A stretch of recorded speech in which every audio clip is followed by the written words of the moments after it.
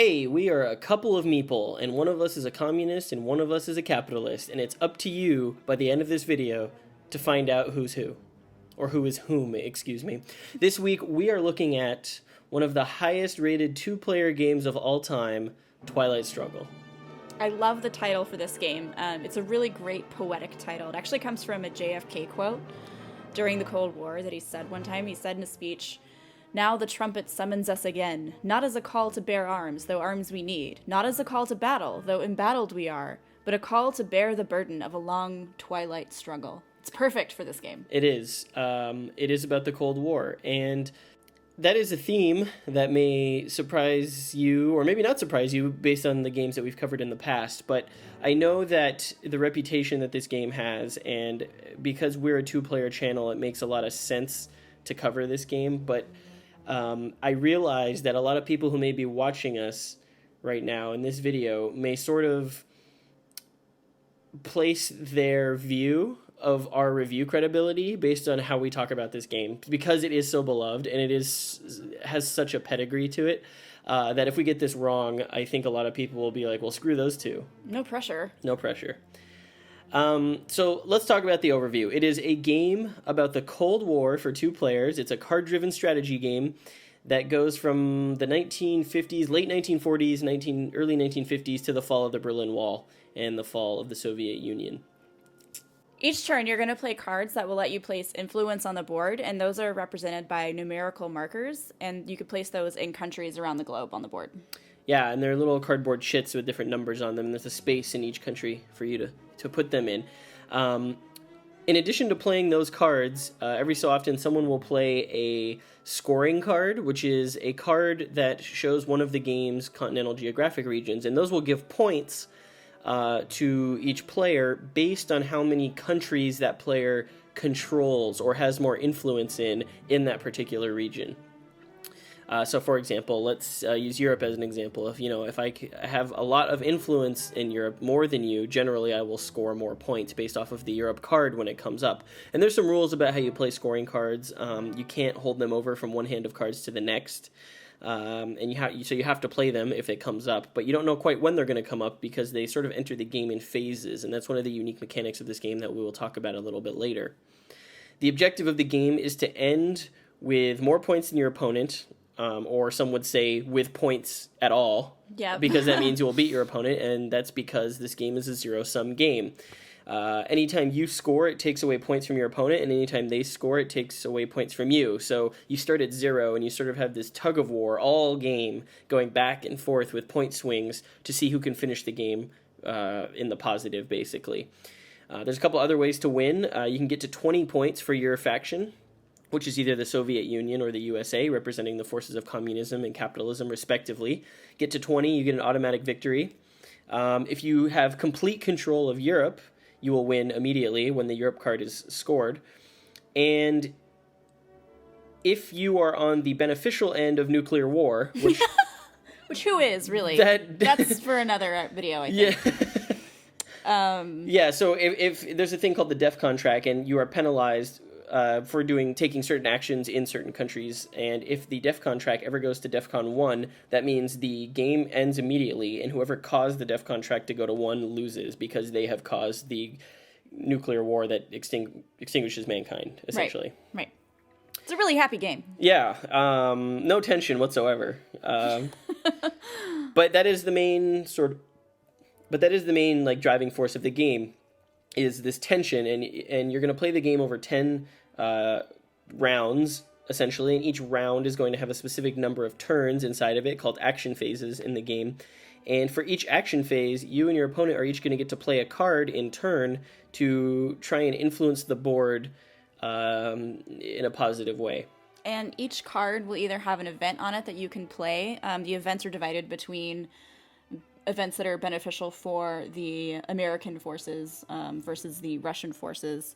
But those cards also have point values on them. So you can use those points for different operations that you want to take. And that's the choice you're going to have to make with every single card play, because you can play the card for its operations points and conduct operations, and those are things like realigning a country's government. And to do that, you'll roll a die, and your opponent will roll a die, and then you'll modify that die roll, and whoever is higher will have a positive outcome in the country you're targeting. Or you can do a coup to overthrow someone's government, which is also solved with a die roll where you roll and you're trying to beat a target number as given by the country.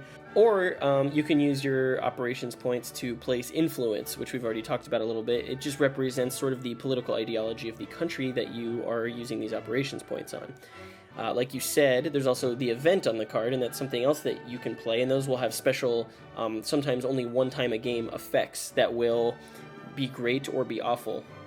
And that sounds pretty straightforward, and for the most part the game is straightforward, but there's one wrinkle to that, and that is if you play a card that is aligned with your opponent. So if I'm the US and I play a card that has a Russian event on it, then I'll still get the operations point on that card. However, because it's not aligned to me, the event has to happen. Yeah. And so I don't get to choose like I would with my own cards. That event will happen. And so that is where the sort of like delicious strategy comes into play with this game, is trying to get around how horrible your hand may be. Mm-hmm. Or on the converse side of that is using a really awesome hand to really like punish your opponent who may not have a good one. Right.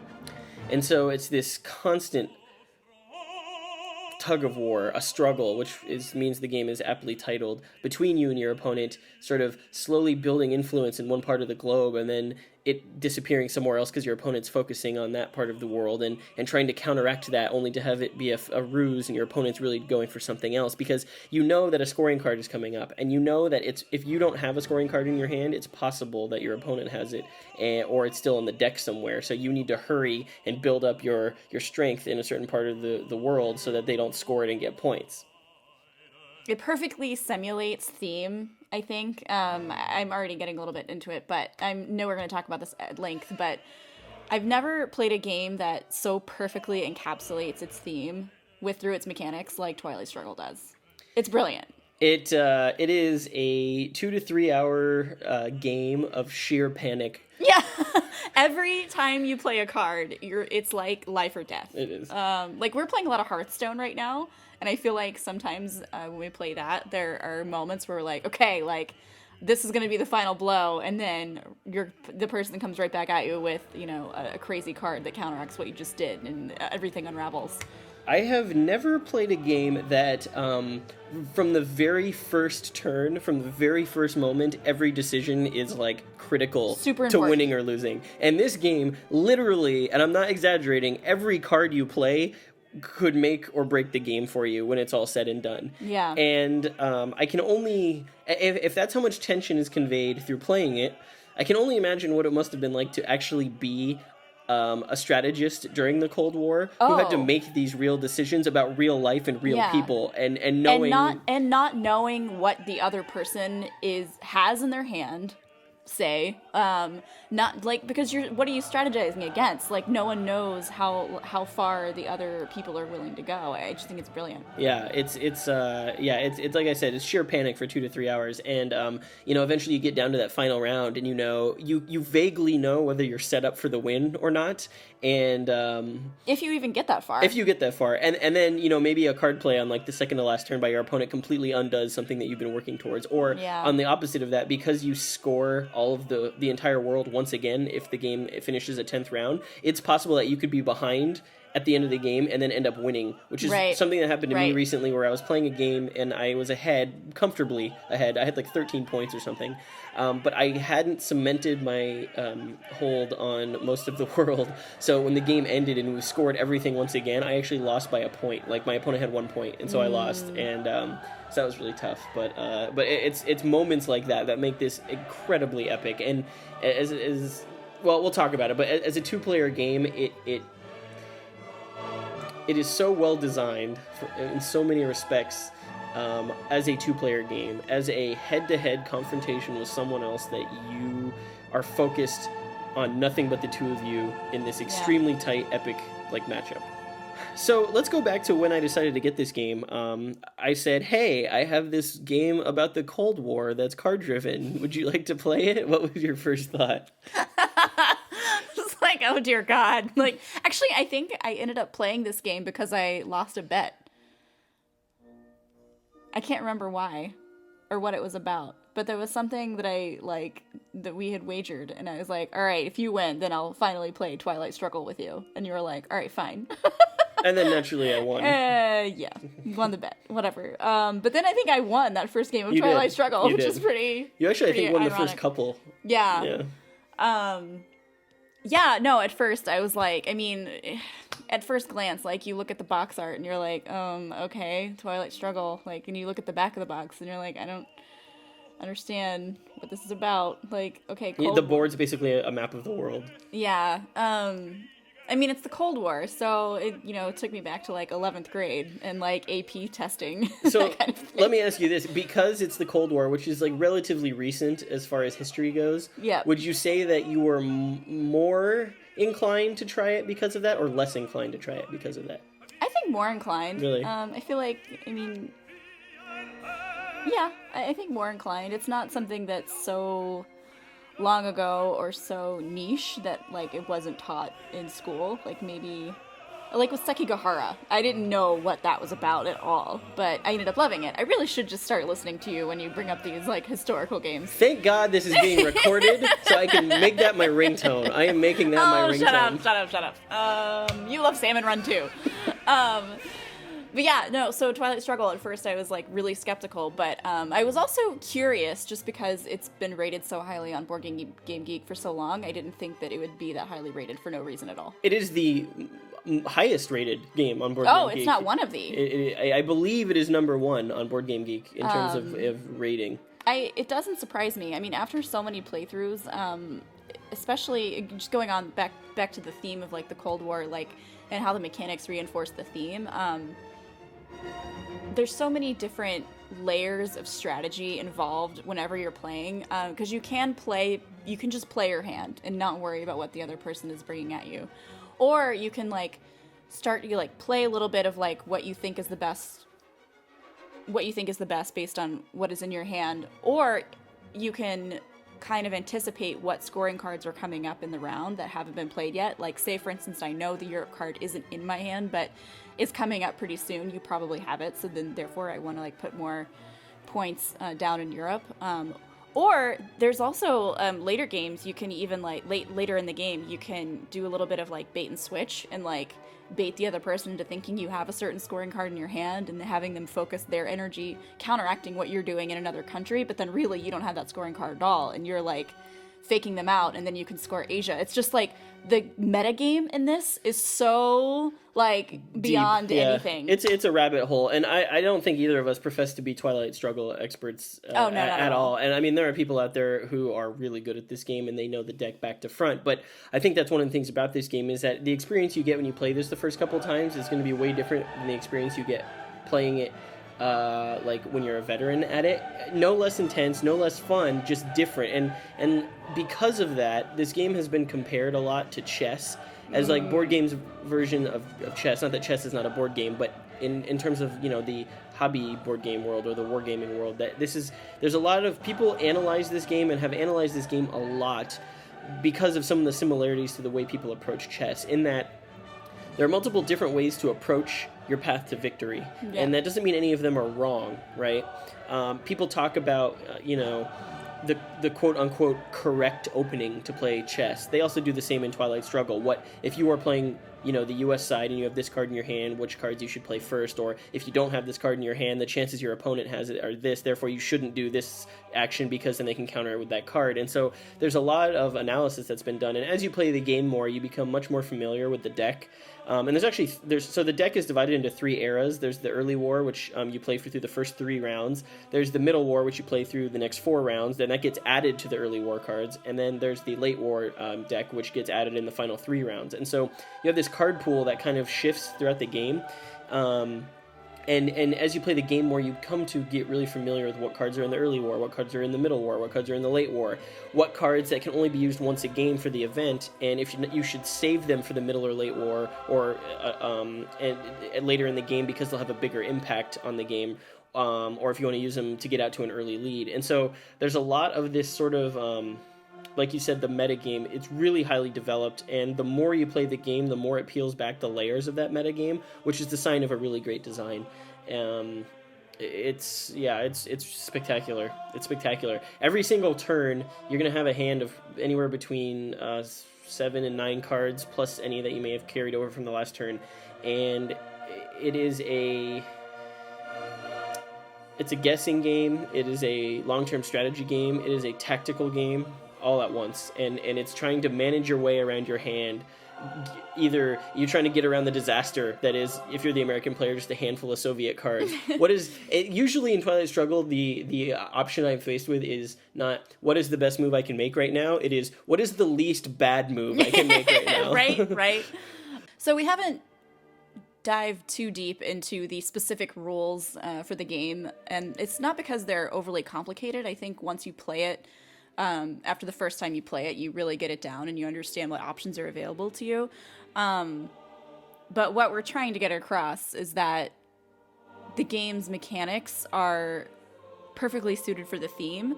And it's not about how you play the game. In that sense, it's about how you feel playing the game and what it's like to play this game, in my opinion. I take away stories from this game, not, I mechanically did this and this. Yeah, I was just going to say that, is that as someone, if anybody's watched some of our other videos, you know how much I love theme and how much I love telling a story afterwards. And you might think that this kind of like strategic, like card-driven game wouldn't have that, but it totally does.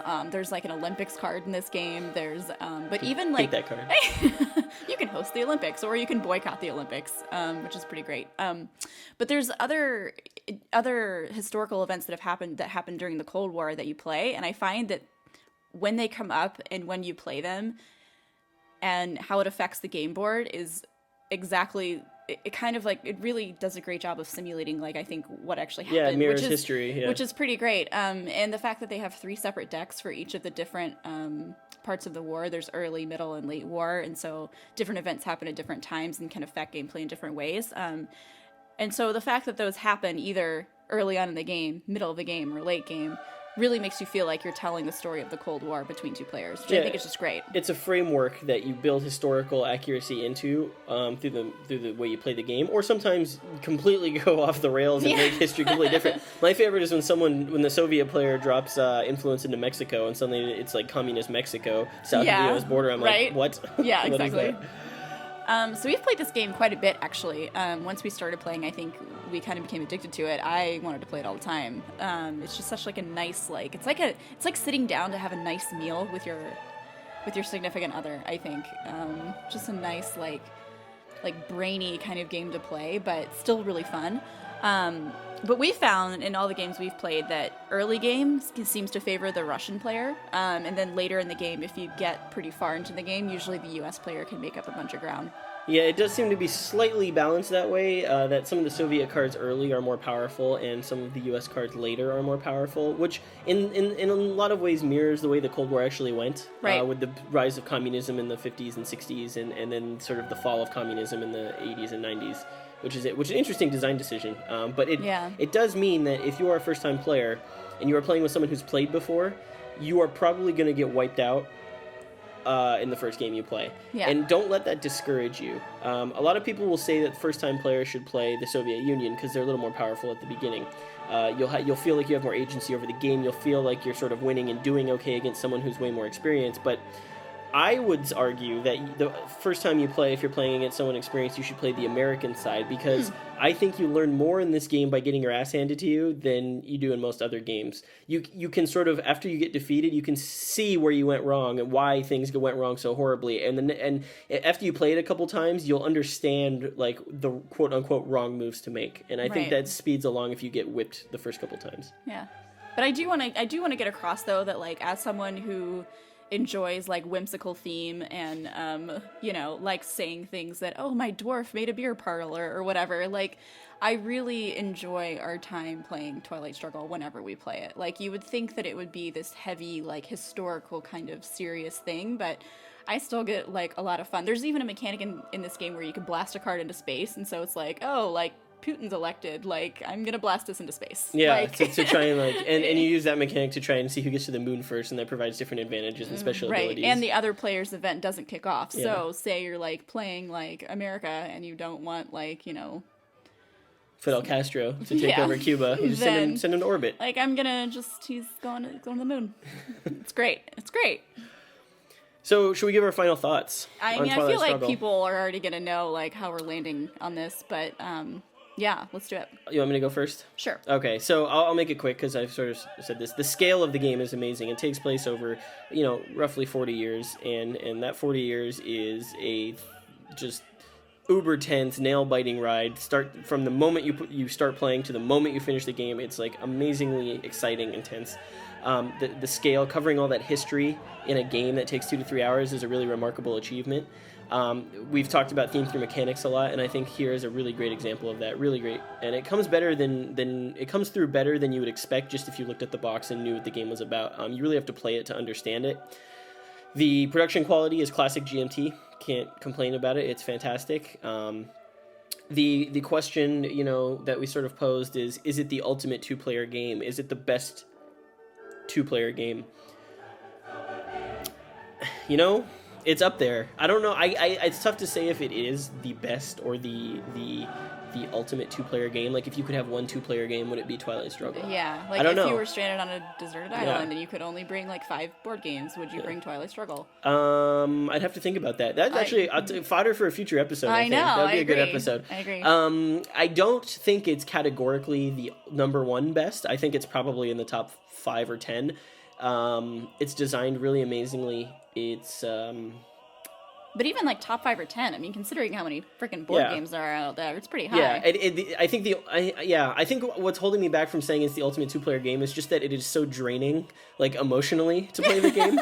That, like, I don't know that if I only had this game to play with someone, I could do it all the time. It's one of those games that, like, I can't play over and over and over again because it's so stressful and so tense that, like, it takes a piece of you with it when you're done, and you need to recover from that. But so it's like family then. It's like family members. You love them and you like want to be with them all the time, but then you are with them all the time and they kind of drive you crazy. That's one way to look at it. Yeah, absolutely. And my family is going to listen to this episode, and I'm sorry. I love all of you. I really do. But hey, it goes both ways.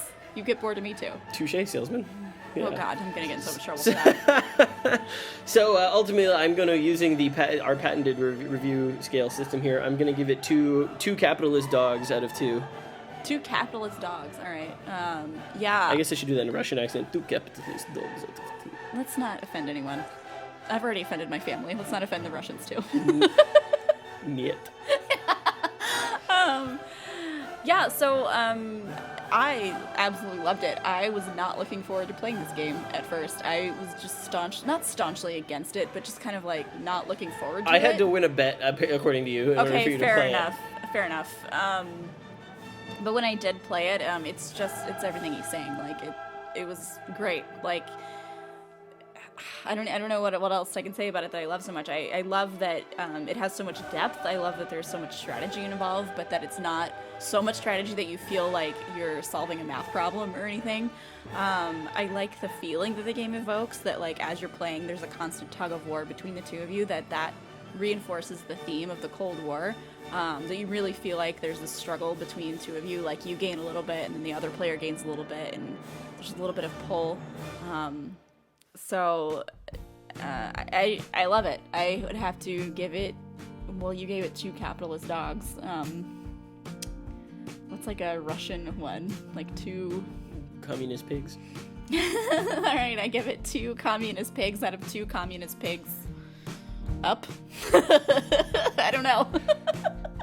2 out of 2, folks. It's perfect score.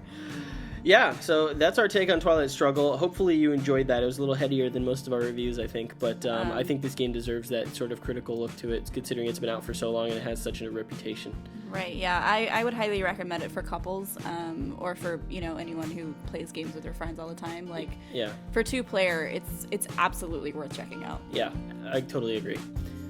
And that is it. You can leave your comments below as to who you think was the capitalist or the communist in this review, and we will of course get back to you because we answer all of the comments. Yep. Yeah, and go check out our geek list on Board Game Geek of all the games that we have reviewed so far, where you can interact with us there as well and see the other videos that we've put up and our comments on them. Yep, and we may not have done Twilight Struggle justice, but we did our damnedest. America. Damn diddly we did. America.